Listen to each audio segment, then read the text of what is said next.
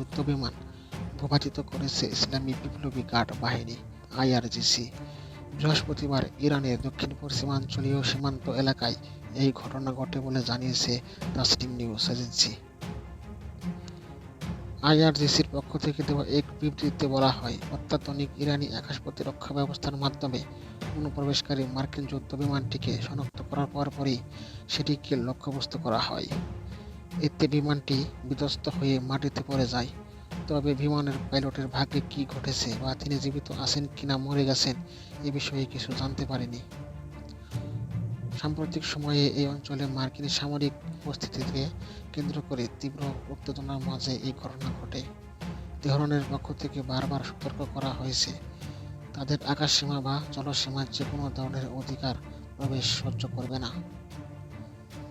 খাতাম আল আম্বিয়া কেন্দ্রীয় সদর দপ্তর থেকে জানানো হয়েছে, এটি গত কয়েকদিনের মধ্যে ইরানের আকাশসীমা প্রতিরক্ষা ইউনিটের একটি বড় সাফল্য।